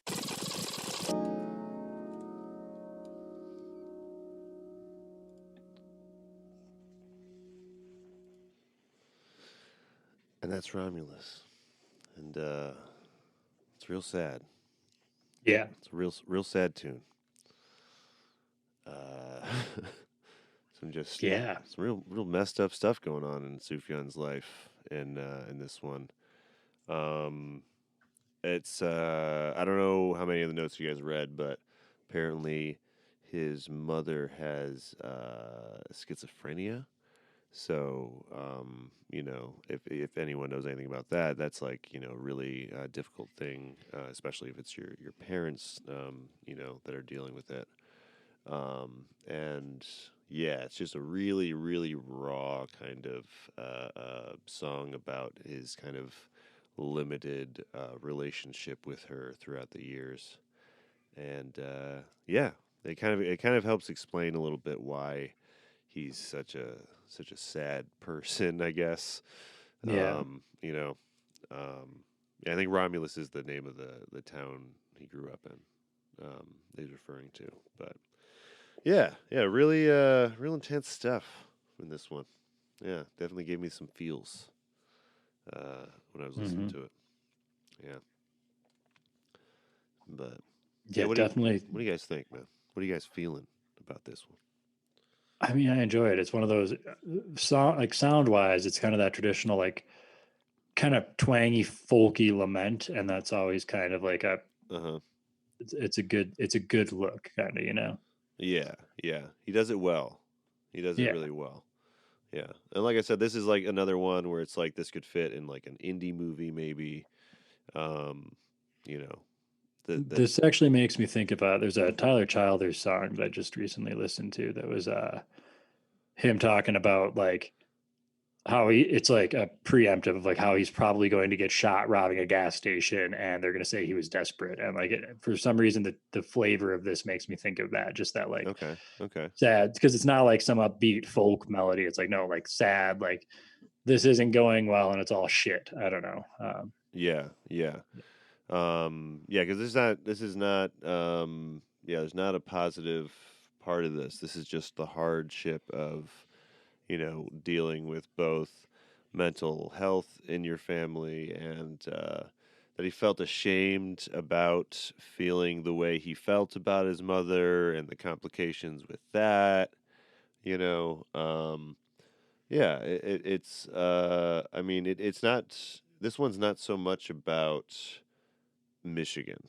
This one is I mean it's about Romulus, which he's from, but it's definitely about him and his life more than anything. Yeah, and I mean it's deep and it's an interesting piece. It really is. Yeah, Like yeah. Oh wait, let me see. I think there actually is a quote from Sufjan Stevens here. Um, about the song. Our parents do the best they can under the circumstances. They do what they can, and it's always the very best. Who's to say if you were not loved or touched? There is too much to do. There are way too many children, too many meals to prepare, too many sheets to fold, too many socks to match. etc. But yeah, try to imagine yourself in their shoes, living in their lives, mowing their lawns, hanging the laundry, cleaning your clothes, arguing their arguments. And he says you would do far worse and you would completely fail. So he's like kind of he's very much trying to uh, sympathize with kind of your like working class situation, I think. And also maybe just his own parent that he's like writing this song about too. Just Mm-hmm. in particular, like, yeah, I understand that this was not an easy upbringing for me, but this was also like a really hard time for my parent Mm-hmm. because of her own place in the world and everything else. Like, Yeah, yeah. It is a I've known some people that struggle with that, and it is hard yeah, to connect to normal society. And yeah, and I think he must have been maybe raised by his grandpa here. hmm Um, kind of talking about how they grew up fast because of what they went through. also like the bought us a new VCR and we watched it all night and grew up in spite of it. Like, I don't know, maybe I'm reading a piece of that as like grandpa was really kind of too old to be having two kids around, like, or Uh-huh. however many kids. Mm-hmm. Like stick him in front of the TV a lot because it's too much work and mom's Yeah. never around kind of thing. Yeah, like latchkey kids kind of, but with their Yeah. grandparents. Yeah, yeah. Maybe I'm putting too much thought into it. Maybe I'm too high.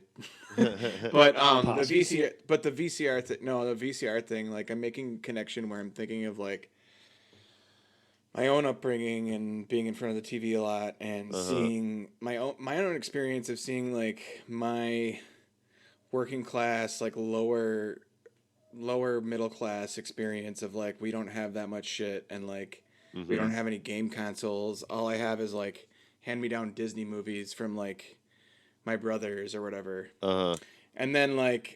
But also most of the time seeing on TV like a lifestyle that's very different and foreign and Yeah. wondering like would I ever live that life? Like that seems foreign to me. But then when he says he's ashamed of his mother, I kind of think of like how in the past I've felt a sense of shame about, and I'll be honest, about some of my own relatives. Well, yeah, For the fact that they live in it's this part of growing squalor, up. but the squalor is not their fault either. Yeah, yeah. But you have a sense of shame around your own family because you live in like lower class Wisconsin society, and you see on TV like everybody else who's like comfortable and living their lives well. Yeah, yeah. That's like kind of a stretch beyond the VCR thing, but like Well, I mean, kids learn a lot from TV. well, I think it's really highlighted right now, the kind of cultural divides within families. I think it's a hard time for families for a lot of reasons. Yeah. But yeah, that's definitely something I think is something that people it's been on their mind for sure. But yeah, let's get into this next song. It's Allenson Crooked River. It's another instrumental for us. So.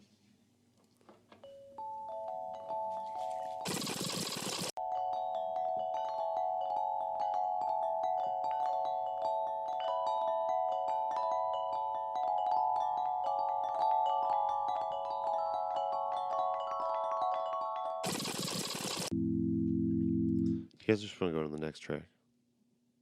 Works for me. All right, let's go to the next track. Saint Marie, give up the rocking boats drown the captain. You guys hear crickets, right? Okay, okay. Yes. Yes. All right. Yeah. that is just the song. I was like, they're fucking It's crickets. fucking in here? winter, man. I was about to I mean, say, it's like, Not I don't. that cold, but Yeah. You know what? yeah. Growing up with Frank and his like he had a bearded dragon and stuff. I yeah. hear crickets all the fucking time. Oh, yeah. Because you would buy. That's what you would buy feed 'em for the. crickets. Yeah. My brother had what was it? A green tree frog that ate crickets. It was always fun watching him. Hunt But did those they down. always get out and there were always a couple living in his room somewhere chirping? Like, I don't know. Maybe that was just Frank being a slop and he was a kid, but you know. Oh man, that would ruin everything that I'm doing. I would have just a chirping noise in every episode of everything. Man, I'm sure that that is like a very specific problem for someone's studio. They're always Probably. trying to find like where the fucking thing is. But yeah, this one's almost seems like it almost is like a Christian tune. This one. Like he says, like, "Oh Lamb of God, tell us your perfect design, and give us the rod," which is I like think, yeah. kind Go of ahead. the rod. I think is one of those harsh things from the Bible, but according to this Genius note, it says this rod is not about destruction, but about guidance. So just yeah, it's still a little. I don't know how I Little feel about. Jesus-y. Well, yeah, like I never liked the idea of like, oh yeah, the rod and like punishment to your kids is important. Not a fan. Well, there in the verse about the valley, I'm not Christian, but I for some fucking reason, oh, it's because of Dave Mustaine and Megadeth. One of their albums, he read "A Shadow of Death," and there's a line in there where he's like, "Thy rod and thy staff, they comfort me," and I don't know if that's about dicks, but Huh. no, but Like his that is two really dicks. yeah. He has two dicks, Yeah, two yeah, yeah, goddamn dicks. yeah, yeah, yeah. No, but this song, to me, you're right. It does have that imagery, but I think the point of that is supposed to be like, holy fuck, this perfect, beautiful place could only have been created by God, is what he's saying. Is like, Yeah, yeah, because he was scared of jumping up to the top of this giant rock, probably called Sleeping Bear or whatever. And Sturgeon Bay is covered in sun and sand. And yeah, he's wondering at the beauty and the history.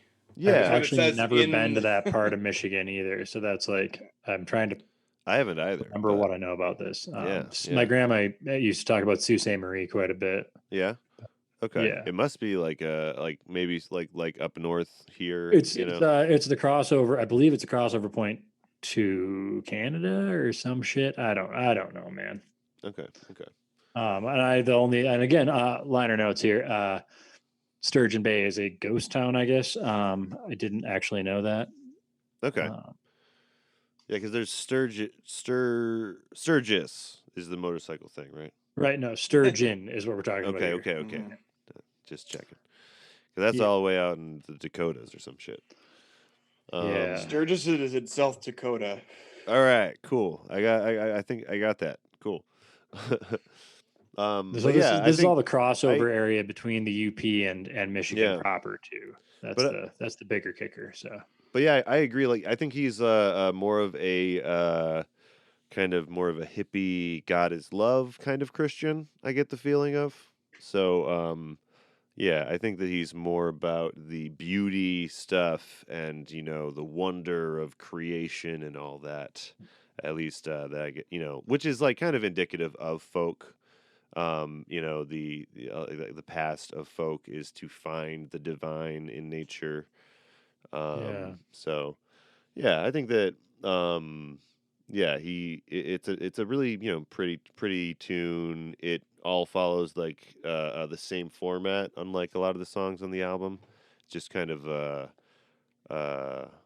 I guess that's what I was thinking about with it being like a Christian tune, is it kind of reminds me of like something you would sing in church because that kind of gospel folk inspired. well, more like hymnals. Hymns. Yeah.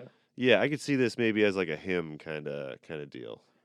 So the thing I'm seeing here too, just so much of this album is about the like industrial decay of these different cities throughout Michigan, and talking about Sturgeon Bay and Sault Ste. Marie. And I'm not looking this up right now, so I'm probably wrong on something here. Correct me, fans, if I'm.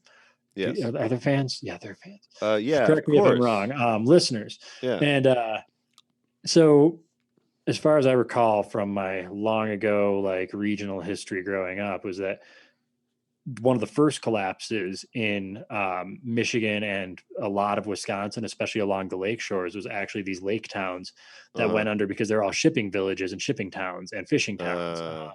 Yeah. And so for sturgeons in particular, sturgeons and like all the big lake fish got fished to death pretty early on in American history, like relatively early at least, like Ugh. 1800s. So there were entire fishing villages and fishing cities that like kind of collapsed because there were no big fish left you could catch in huge netting and stuff. And then also you had like Milwaukee is still a huge, is actually a pretty big shipping city in a way, but it used to be way bigger. And so did, Hmm. Manitowoc, and like all of these different things in Wisconsin, and then also over in Michigan. Yeah. I believe Sault Ste. Marie was a huge shipping destination at one point because it Okay. was in the Okay. middle of two Great Lakes. Okay. Okay. That And makes so they, sense. I don't know, that line, "Oh, St. Marie, give up the rocking boats, drown, the captain is done." Like, Oh, like that's. walking away from the first trade that Uh-huh. built this, because that went back to the French. Even that's why it's Sault Ste. Marie, because the French built the city, not the Americans actually. Well, yeah, I mean Uh, that was like early America before it was America or the United right. States at least. It was there that was a big part of how things got around is just the Great Lakes and all of the rivers connecting all of those things throughout, Canada and the US. So, Yeah. yeah, that was really key at like building just the communities that we, now enjoy. So yeah, that goes those way back. And so many of Um, these places were lumber towns too, and those that mhm, was a big thing where my grandmother grew up in northern Wisconsin. Was like okay. there were lumber towns on the rivers, and when the stream of lumber started to dry up, like whole towns went Yeah. bankrupt and broke apart, moved early on, and left sometimes like whole abandoned cities because there was Yeah. just no work anymore. Actually, speaking of all this, this actually transitions well to the next song, which is "They also mourn who do not wear black," and then parentheses for the homeless in Muskegon. Muskegon. Again. Muskegon. Sorry, damn it. I It's was thinking okay. of Wobegon, I think. All right, here we go. It faster to resolve the dead to be absolved and fed to restore the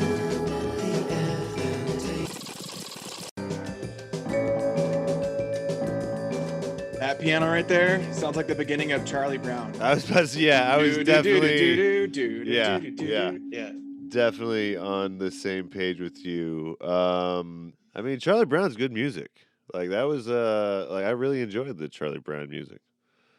I think people got upset because it wasn't like playing this year or something, or Really? maybe it was last year. Because yeah, it would have been last year, but I mean, this would not be the year to fuck with tradition and take the Charlie Brown movies off TV. Let's be honest. no, It's a no, bad move, especially this year. no. People need that. They need that comfort stuff, Great man. Pumpkin, Thanksgiving, and then Uh huh. Christmas. And Yeah, you got to do all three. give us our Charlie Brown. Actually, honestly, I tried. So for some reason they started auto playing last year, the Christmas one, and I Yeah. remember waking up on the couch because I got really hammered, and I woke up and it was like Sally, Charlie Brown's sister, like screaming, and her voice is so shrill and childish, and I was like, oh my god, I don't know, Woke I you was up just out of your my drunken drunken stupor. Yes, slumber. Yeah, yeah. you can say stupor. You don't have to say Stupor, slumber. drunken stupor. Yeah. I think that's right. But yeah, this is another. It kind of feels a little bit like that Detroit song, you know? Yeah, I think this makes me think of like I don't know why like that like American rocketry era, like really productive 60s, the way that they're writing Mm, that kind of mm. jazzy Yeah, yeah, mix. Yeah. yeah, yeah. Yeah, There's a that's. lot of stuff going on here. What's up, Hmm. Nate? And yeah, that also reminds me of that earlier song that I've already forgotten the name of that I said was kind of like built. The second song on the album. Yeah. This reminds me of that a lot because, like you said, it's like building. It's like Mm-hmm. I don't think just rockets. I think like any. I think like I imagine a montage of like scaffolding rising into the sky and like whether Yeah. it's a missile or a rocket or a building, Yeah. um, made of steel. It's the same sort of feel to it. Yeah. Yeah. And the title is kind of I don't know. Like, the title doesn't seem as positive as that. You know what I mean? Because I mean, I guess it is like saying that they're it's bringing up the homeless and actually drawing attention to the homeless of Muskegon. Is that how you pronounced it? Muskegon. Muskegon. Yeah. That sounds right. Although I do still suspect that's a total mispronunciation of how it's probably It- originally supposed to be pronounced. But You know I mean, what? That's a good call. But yeah, you're right. It's like it is saying though, like if we like if we concentrate and pull resources to the highest pull, um, and I mean that is the thing. Like knowing what we know about Michigan's history, um, there is also a huge amount of outreach that has come out of that desperation. Like, I mean, I've heard of like one of the churches that I actually used to have like a lot of respect for was a church out there that was like very simple. They didn't spend a lot of money on flashy stuff, and they always like helped out the community. But yeah, I think that this is maybe like the story of like people that are downtrodden in the community trying to build those resources in the community, which is different from like just the regular community, like jobs or uh, that kind of structural stuff. It's like any community, you're going to have these people that are underprivileged that you have to think about. yeah. Yeah. But yeah, it's a nice positive like again, it's that there's that really depressing stuff throughout the album, but then there's these like really positive, like in spite of all of this negativity, we will overcome kind of message that goes on throughout it as well. I think reading the lyrics, my one question is how sincere is that, and how much is it kind of like a sarcastic, like, "Oh, of course you care, you senator asshole." I'm not sure. I don't Reading the know. lyrics, Yeah, but I don't not from know. the sound of the song itself. Yeah. Well, it says, what was it talking about here? For the politics are not political, for what they stand for, not what they demand. Every senator and diplomat combines her certain part. Yeah, it's kind of hard to determine what his feelings are about that in particular. But yeah. Yeah. I'm just like I've actually been sitting here kind of perusing the lyrics and trying to Yeah, decide no, it's how I think to read it. Like if you happen to be educated, time and marches on, then I'm also like in my head contrasting that with like it's titled to the homeless in Muskegon, and it's like, yeah. so are you saying that the homeless people are just being left by the wayside while the politicians and stuff get out, like the people who want to launch themselves from there and say, oh, we're here to help the little people, but they actually don't care? Mhm. Or are they being entirely serious and like, I don't know, that good hearted, like people still do care even if it doesn't work out? I don't know. Yeah. It's I think that it's just another, I guess, stepping stone in describing like the Michigan situation. You know what I mean? Yeah, for sure. Yeah. Um, but yeah, we can move on to. Oh yeah, this is another longer track. I was gonna say I think this is instrumental, but that's the next one. This is "Oh God, Where Are You Now" in Pickerel Lake, Pigeon, Marquette, Mackinac. So he's just listing all the places he thinks God might be. So here we go.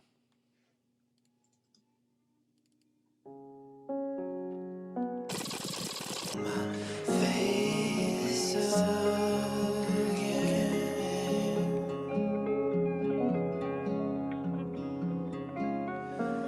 The world is a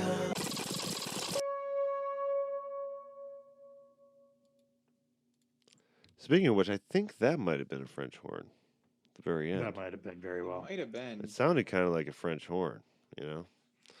Sounded Now like I a gotta horn look. with Now I gotta like see a what fist other in there. instruments were involved in this. Yeah. Oh yeah. I suppose it does tell us that on Genius. Most of the time, it just says trumpets and trombone. I don't know. Oh well, yeah. Actually, maybe it was trombone. It could have been trombone. Who knows? Maybe. I mean, maybe. John. Well, because like trombone, they have a lot of like attachments that they use for the end of the trombone. So John There's definitely a mute going on there. Ringhofer is the guy, probably. But it sounded kind of French horny. French horny. God damn it. That sounds like a good band name. Right? Yeah, that could be used for something. horny. If it's not already like a porno or something, I mean, I'm still What was- trying to be an adult and not laugh at the fact that the mastering on this album was done by Alan Douches. If you're looking at the notes on this. Oh wow, yeah, yeah. I mean, and I I know that should not be. I'm supposed I'm to be an trying to adult. think. I'm I'm trying to sorry. I'm think of a sorry better if you're way to. listening to this. Well, I'm trying to mastering think of person. a different way to pronounce it, but it's pretty like straightforward. Maybe Duchesse. I'm sure it is. And let's just assume I it's think that not even just- if it is douches, they probably pronounce it Duchesse. Um, but yeah, this one's almost like a straight up. This is like a worship tune almost. But it's like I think that it's more so getting to the point like where is God in this situation of like all the hardship that's happened in Michigan, in reference to all of that. Because that's probably something that a lot of people of faith living in the area were probably grappling with, maybe. But yeah, it is a very straightforward, like kind of talking straight to God. It's like a prayer kind of thing. yeah. Yeah. You guys ever pray? I know you guys aren't from Christian families, really, but When I was No, younger, my family's real Christian. Yeah. Okay. I remember, like, I don't want to go too in depth into my experience with religion, but Yeah, when I that's was fair. like 6, I had a friend of mine. His grandma was like, "Why don't you come to church camp with your friend?" And I did that for like a week at a Lutheran church camp, and we watched VeggieTales. And I'm pretty sure VeggieTales made me an atheist. Really? I was like, whoever made this abomination, and I'm not talking about the animation. I'm talking about the Bible that was the story being told. you you didn't was like the the story stories- beats of It was the VeggieTales. story beats, but it was also the veggie part. Actually, It Yeah. was the two combined. Was it Like, this is scary the most- or like No, it wasn't scary. it was just like I don't like this. I don't Bizarro. like this. Yeah. I had no prior Yeah. relationship to this stuff, and then suddenly I'm in this strange smelling church with like velvet over everything, Yeah. and a sense of like mysticism around the fucking Bible, and why is everything in columns, and why is there like a 13:1? Yeah. Why? What's how- Yeah. There's yeah. so many. There's so many. Like, yeah. If you're completely like seeing it with fresh eyes, Alien, there's yeah. so many strange rituals that are being done. Have you guys ever seen? I think it's like the complete illustrated Bible. I should know the name of the thing off the top of my Oh, head. I It's- think that we had it in our family. Oh, it's fantastic. Yeah. No. The complete illustrated Bible was done by an atheist, and it's like Oh. every single scene, including the crazy shit, illustrated very graphically to show what they were Oh, supposedly okay. No, depicting. there was a family friendly one that I grew up. Oh, with. this is very not family friendly. This is like, yes, this is what they meant when they said to do this. you Yeah, know. there's a lot of spots like that in the especially in the Old Testament that gets kind of gruesome.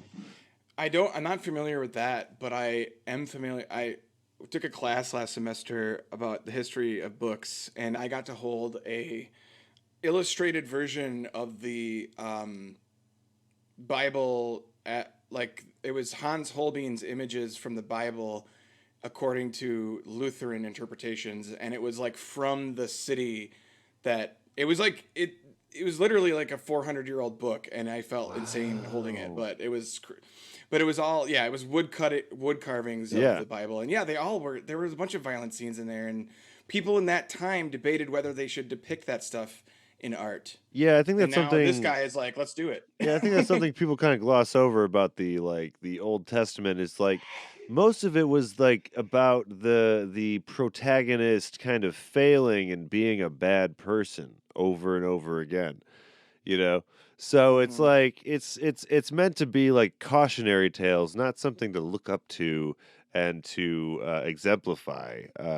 Because a lot of the stuff in the Old Testament is really like not cool these days. There was like a guy I think a while back that tried to abide by all of the Old Testament rituals and sacraments, and it was completely impossible in like modern life and stuff. Yeah. But yeah, it's and Reese, what about you? I don't know if we got to you about this, but Oh yeah, prayer. We were talking about prayer. That's right. Yeah. Did you ever experience that, like talking to an entity in the ether? You ever try it out?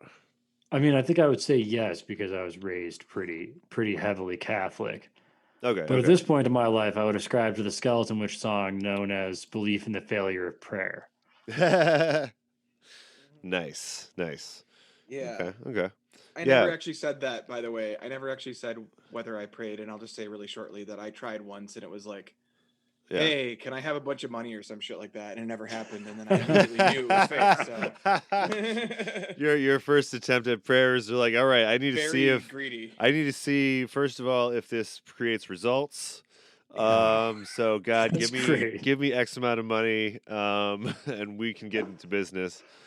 My friend, That's a very logical had a approach, actually. yeah. Yeah, Test the hypothesis. yeah, really, exactly. What were you I was saying, going to say Reese? my friend had a son, and it was a stepson, but they were pretty militantly atheist, and so he got in trouble at school one time for telling another kid, "No, no, no, we don't. In my family, we don't have a magic sky grandpa." Ah, yeah, right. Yeah, it's got to Because that's how they be. explained it to him Yeah, it's got as to a be young interesting kid. being an atheist kid in a in a country where it's a lot of people are either Christian or loosely Christian, especially in these rural areas. But yeah, it's pretty hilarious. But yeah, let's move on to the next track though. Yeah. This is Redford for Ia and Papau. Names for grandma and grandpa, I believe.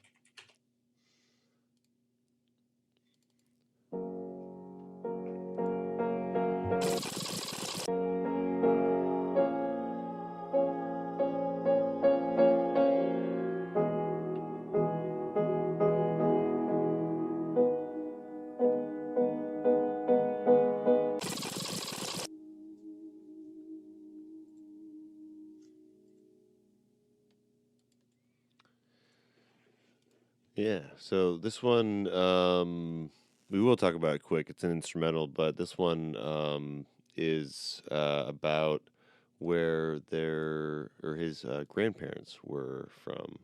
It's a township, suburb of Detroit, and yeah, it's a name for his grandma and grandpa. So this is kind of like a musical kind of eulogy type of deal. It sounds familiar to me. The piano on it's really nice. I mean, that's my big Yeah. takeaway from it, I suppose. Yeah, it's really like really thoughtful piano. Yeah, like that's the kind of piano that like really emphasizes the range of emotion the piano has, which you don't always see. But it reminds me of you guys ever watched the anime Darker Than Black? Yeah, a little bit. Well, there was an episode where one character plays piano, and the song's called "In No Piano," and it's Kano Yoko who arranged the music for Cowboy Bebop, but it had a kind of similar kind of piano, like kind of haunting piano thing. Kind of reminded me of this, but yeah, I like me some really really good piano like that. Just Oh very yeah. raw. That reminds me. There's an album I need to send you. I was probably going to anyway Okay. on the Discord that Brad has started for the album concept hour. If you're on Discord, That's right. I have. I don't know how you search stuff on Discord, but there is a Discord for the album concept hour, and if you go to the album concept hour's Twitter, which is twitter.com/album concept pod. Album concept pod. Yeah. I haven't actually had to say it in a I was going while. to say hour as the obvious thing for that. No, So there's the limited amount of characters. But yeah, I'll post a link to the Discord right there. But yeah, we do have a Discord if you guys want to discuss the stuff that we are discussing and add to it. Anyway, sorry, I went to plug Yes. mode. What were you saying, Reese? No, I was actually just saying there's an album that I have to send you, and also that I wanted to plug Discord because I'm going to send it to you on Discord one way or another. So, Yeah, um, there is yes, already a handful of good albums that have been suggested from various people. So, yeah. yeah, and this, yeah, I don't know. The one I was thinking of is just another. It's a kind of a they call it doom gaze, so not shoegaze, not doom, not Doom gaze. yeah, so kind of like That's pretty post funny. doom, post black metal, Yeah, yeah. and like heavy, but then this particular album I'm thinking of has just a ton of really good piano playing to it that Okay, I really, okay. really enjoy. So Yeah, shoot definitely that share over that your with me, way. man. But yeah, we're gonna get to the last track on the album. This is Vito's Vito's ordination song. I almost said orientation.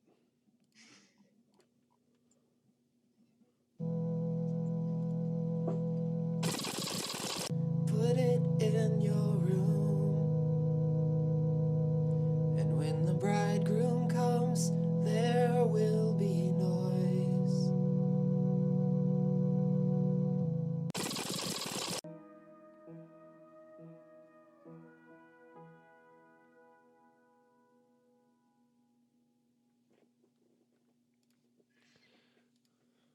That's all she wrote, guys. That's Michigan. Man, nice fade out for that one.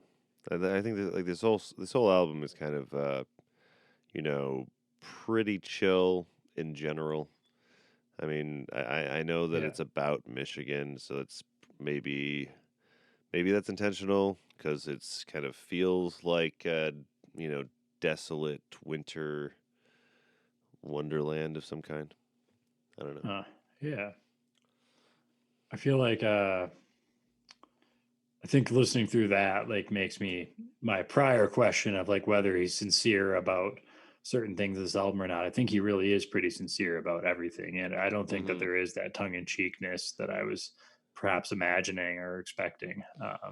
Yeah, Which makes yeah. sense. As also, you prefacing this as him being a Christian artist, Hmm. that makes a large degree of sense. Well, And that's a nice closeout too to the album he's a here. By the way, Christian. That's an artist, but he's yes, not. But he's not a. Yeah, I was gonna say like that's I never true. got. Okay, I never fair, got. fair. Yeah, I never really got the vibe in this Hmm. music that I was like off put by like. I feel like the faith he's trying. I think what he's trying to do is show that he has a faith Hmm. that is deeply personal to him, Yeah, and that a little bit of these songs puncture that, but it's not ever to the point where it's like proselytizing or anything, trying to get other people to join. yeah. It's not the Yeah, it's main not like you only know focus. it if you go to Jesus camp every summer. Right. Yeah, Exactly. and I have firsthand knowledge of being a part of something where like you would alter something to be more Christian or something, and that's not a very. I don't think it's a very good way to go about writing music. You should write about what you feel, whether it's about God or not. And I think that's this his philosophy that he takes with his music. So Yeah, yeah, It's about Michigan, yeah, it doesn't not come out God. preachy or anything. But yeah, he's like, oh, this also includes his friend, who is actually Vito, who Reverend Thomas Vito, who sang with his wife and some friends, and he actually became a pastor. So this is like actually literally his ordination song. So. Yeah, so I mean, it's it's something that's a part of his life, and he doesn't shy away from, which is cool. That he has that like kind of balance to him. Um, yeah. yeah, yeah, but yeah. What do you guys think of that? The album, man. Like, I mean, it's a well put together like indie folk album to me. yeah, Like, yeah. and I again, and I never want to knock something that's well made. It is really well made. It's not something that I go for, and because of my own taste, but I can also respect the hell out of it because the guy did an amazing job producing it and creating that. Uh huh. Um, Uh huh. Yeah. it's got a lot going on. Yeah. Yeah. For sure. Yeah. Yeah, I mean, so the first, I kind of listened to it once already, and I got the sense at first that, based on what I knew about the whole 50 states thing, that this might have been Yeah. satirical in some way, and the song titles too. Like Yeah. the fact that Michigan has, Say Yes to Michigan has like 4 exclamation points in it to replace the I's. Yeah. Yeah. That I think was a bit of a jab at that slogan. Because Yeah, it's like, he was having fun with it. because that's a slogan. That's a slogan that's kind of like, makes you think in the back of your head. There's people saying no to Michigan. Right? Yeah, yeah, And, yeah. like, It's kind of implied that it's like, please come here.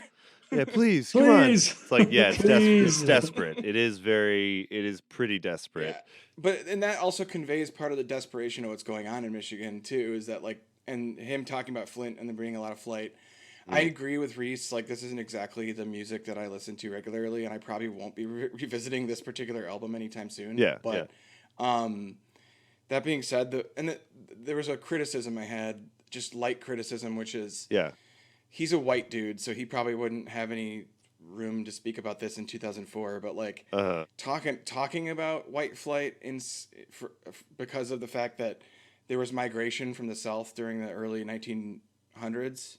Uh-huh. Of black people to the north to escape prejudice, and then they got to the north and then basically became economically segregated into the communities we see in Detroit and Milwaukee today. Yeah, he didn't touch on There's nothing about that in this music whatsoever, which is a little bit disheartening. Yeah. That being said, I still feel like, even though it's not necessarily my bag all the time, Yeah. I feel like it accurately captures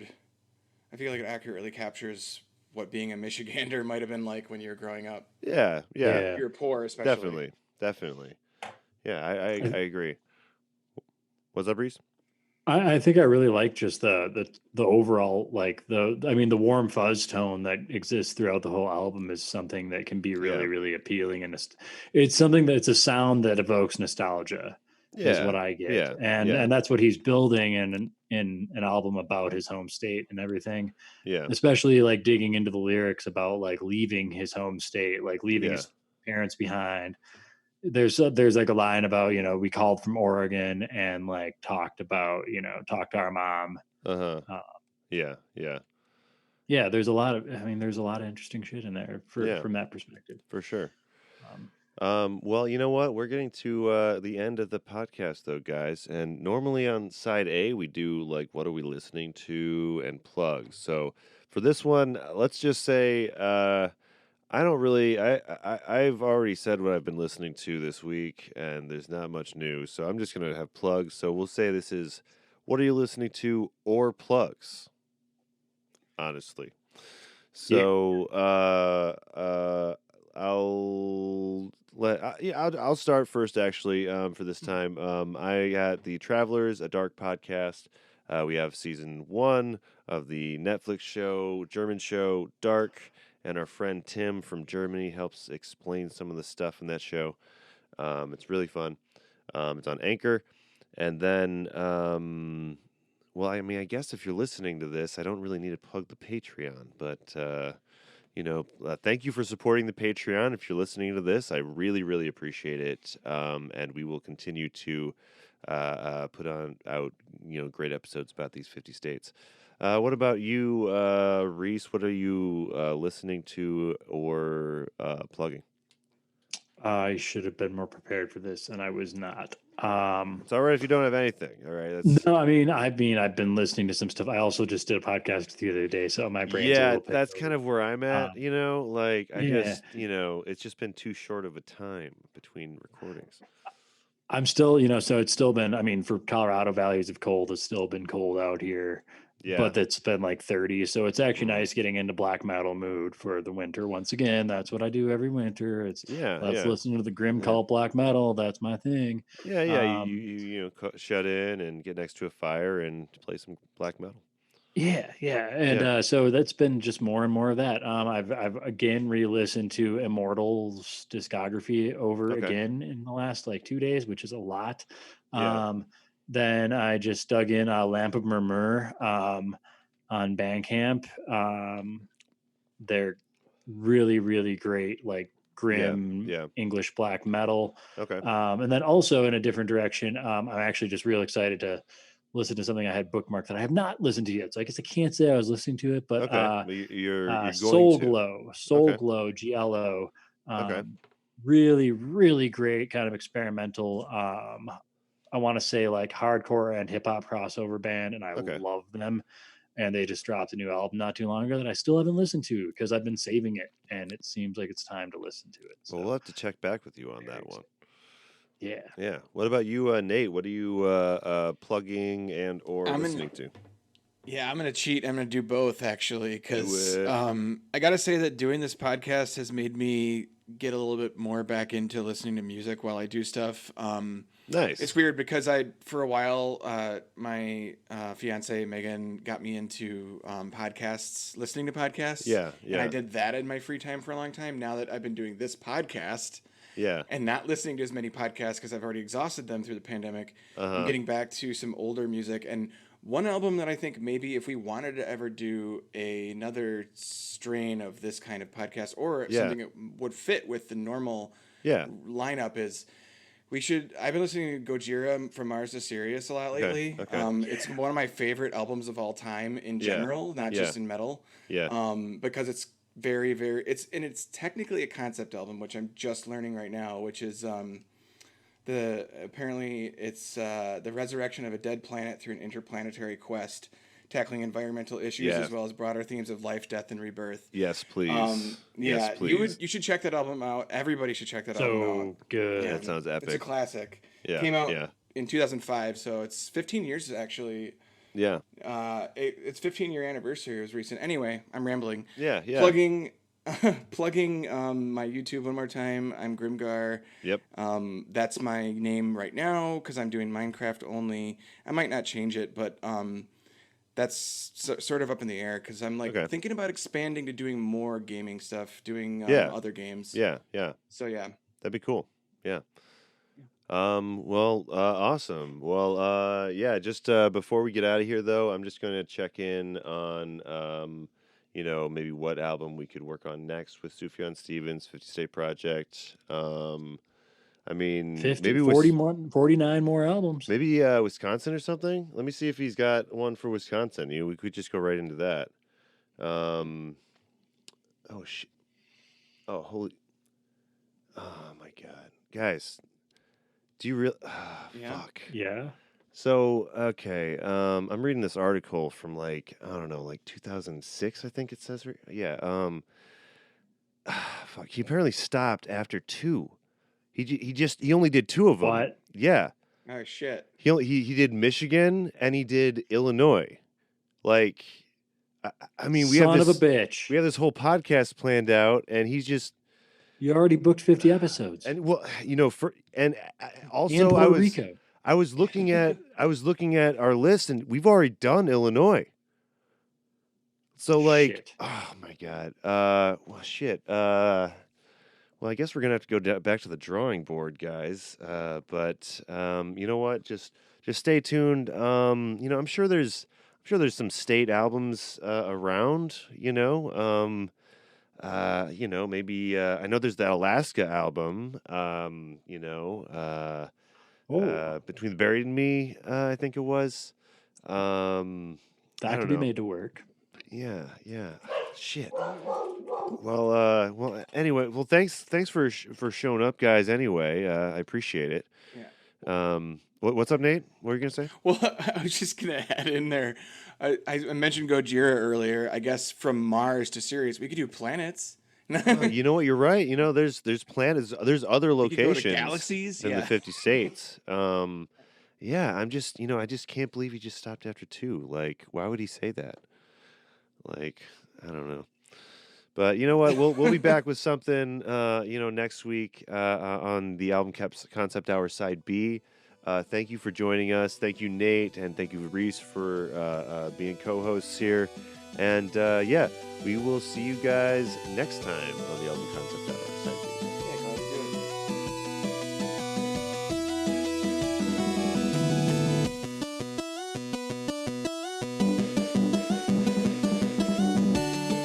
B. The album concept our side B is Bradley Barron, Reese Galvan, and Nathan Many. The 50 States project was originally started by Sufjan Stevens. Special thanks to 8-Bit Escapades for making an 8-bit version of Polygon Wonderland, and to our patrons for making this possible. Find us on Twitter at Album Concept Pod. See you on side A.